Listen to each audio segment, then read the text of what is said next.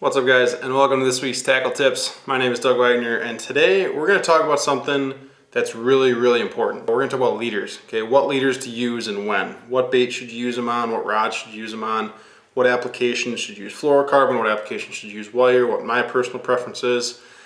And I've got a variety of baits here laid out, and I'm kind of going to go through what leader I use for which bait and why, and what I think could help you guys catch a few more fish or hopefully successfully land more fish. So let's talk about probably the most common type of leader, okay, and that is a fluorocarbon leader. We've got a 130 pound fluorocarbon leader here. This one is crimped. This is from Leaders and Lures. I get all my leaders from Gene. He makes really good stuff. Some guys like them tied, some guys like them crimped, some guys like them crimped and tied. The thing is with leaders is if you tie them, you're actually kind of weakening the line, but then again, you know, it's not a crimp and you worry about crimps pulling through. So it kind of comes down to what you're comfortable with. As far as my personal preference, the crimp stuff's been really good to me. I haven't had any of Gene's stuff fail. Caught a lot of big fish in his stuff. And it's actually, I don't know, I think it is a little bit better for the material, whether it be wire or fluorocarbon. The thing that I do different from I think a lot of guys is I don't use snaps. Okay, so when I get my leaders made from Gene, I have Gene put on a solid welded steel ring. Every single one of my baits has a split ring on it. And then I take my thumbnail, open up my split ring. You can do it with the split ring pliers too. I might be a little out of season since it is the winter here, but I can generally just open up split ring with my thumb.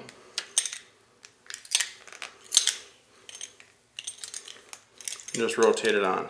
So I don't use snaps. To me, I can't say I've personally had one fail. I have friends who have had snaps fail casting and trolling. I've had them break in my hands just changing baits. And the thing with snaps is this part right here gets so tired and stressed out from constantly opening and closing, opening and closing. If you guys do run these, just watch them. Once you start to lose that finish on the end of them, change them. It's just a horror story. You don't want to fish swimming away with a bait in its mouth. You don't want to lose a giant fish next to the boat. You're never going to lose a small one, right? They're always going to be big. So I just don't use them. I don't really trust them. I can take the extra half a second to use a split ring, to grab a pliers, to use my fingernail, and make sure that everything is as solid as possible. It's just the more you bend this out, changing out baits, the more likely it is to break. So I myself get all my stuff with solid rings. It doesn't matter if it's a trolling leader, like this is my 80 pound fluorocarbon green bait trolling leader, steel ring, okay, crimped 80 pound fluorocarbon. Canadian steel wire leader, crimped steel ring. Jerkbait, bucktail wire, leaders, steel ring. Everything is steel ring. So let's kind of go through a handful of baits here that I got and what I like to use to get the best performance out of my baits with the leader material that I have. So we'll start with the most commonly used bait, the bucktail, right? So bucktails are commonly used. They probably catch more fish than anything else. And a lot of guys just run fluorocarbon for everything. And myself personally, I don't run fluorocarbon for bucktails. I run steel. I run 174 pound single strand wire. I run them as short as I can get them. If I'm fishing Green Bay or somewhere where I know there's not rocks and snags and anywhere for my line to get roughed up if I get snagged, I'll just run a small 6-inch leader. Really small, really compact. I'm not worried about a fish eating the whole entire bait and getting to my braided line. The thing with wire is that it transfers so much more of your vibration into your leader that it actually gives your bucktail a louder sound in the water because it gives off more vibration. And you can see the difference of maybe if you throw a single bladed bucktail, how much more you can actually watch the wire just kind of hum versus if you throw it on fluorocarbon, the fluorocarbon kind of kills it. So I run all my bucktails on wire. I run 6-inch if I'm somewhere where there's no rocks, no snags. Up in Canada, I run a 9-inch. Okay, and I really don't like to go any longer than that. Even on my fluorocarbon, I keep them under 12 inches. Speaking of fluorocarbon, what do I use fluorocarbon for? Because it's very important, it's very useful, and I use it on a lot of baits. I personally use fluorocarbon on anything that's pull pause, okay? Whether it be a beaver, bulldog, a suic, anything that's pull pause, I'm using a fluorocarbon leader. This here is another leader from Gene. This is a 130 pound fluorocarbon, 12-inch leader. I like to keep them short. The shorter, the better for me. It's the shorter your leader is, the wider your turns are in your figure 8. So I don't want a big long 14-inch leader or 15, 16-inch leader. I want something that's short, compact, and gives me the widest figure eights as possible. And the shorter your leader, the wider your figure eights. Also, when you're casting baits like this, you might get a dog ball. Your line, your hook comes around and it grabs your line. Well, with fluorocarbon, you can jiggle your rod tip, give it slack in between your snaps, and you can actually get that hook off sometimes. Whereas if you're using wire, you're gonna bend your wire and you're never gonna get it out. So, fluorocarbon on anything pull pause. Baits like a suic, okay, even a suic, I run fluorocarbon because suics are just so forward and back.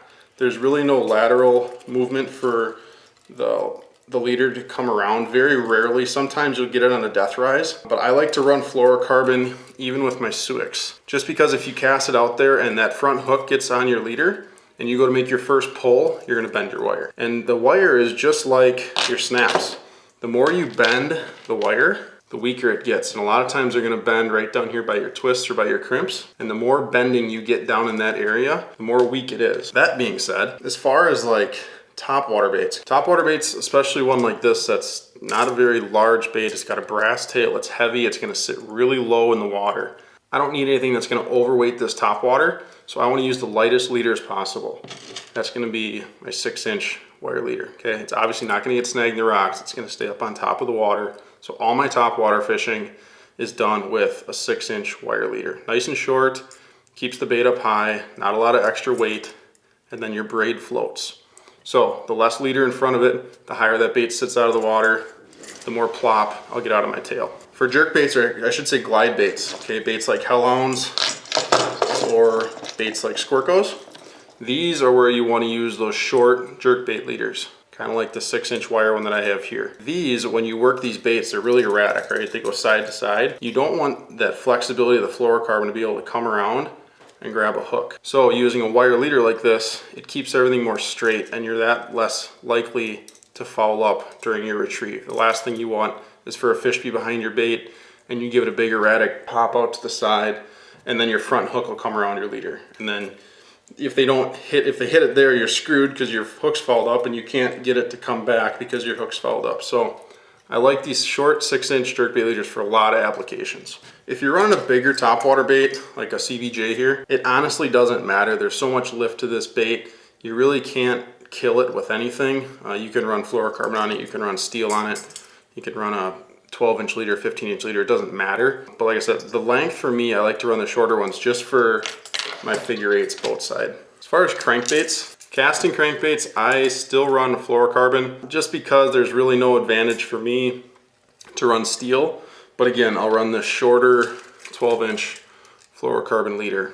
I can't say I've thought of any uses where I'd want wire. The thing is with wire is if you got a big windy day and this bait gets spun around by the wind and you get a hook on your wire, it's gonna bend your wire. The only time I really use wire is those straight applications like a bucktail, where you're gonna cast it out, it's gonna hit the water, and you're very unlikely to actually get your hooks snagged on your line, or on your leader, I should say. Jigging, same thing, jigging bondies, or jigging anywhere. I still go with the fluorocarbon just in case you get fouled up. Sometimes you can jiggle it off, and you're not gonna wreck your leader. As far as trolling, I still use the same thing. I use the steel ring, and then I have a split ring on all my trolling baits. So, it's kind of up to you. I run 80-pound stuff on Green Bay.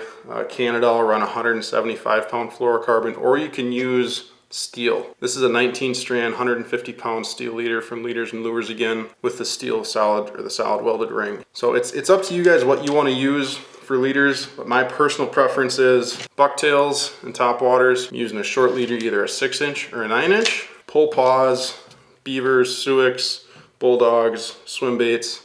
Gonna use a fluorocarbon. I can get the dog balls out, right? Trolling baits, it's up to you. I run the fluorocarbon stuff the lighter fluorocarbon, the 80-pound, where I know there's no snags, and then the heavier 175-pound fluoro, or the wire when it's kind of sketchy as far as rocks and really jagged stuff. You don't want to lose your expensive baits. That's what I run for leaders. Hopefully you guys will pick up some more leaders, pick up some shorter leaders to help you make wider figure eights and catch more muskies.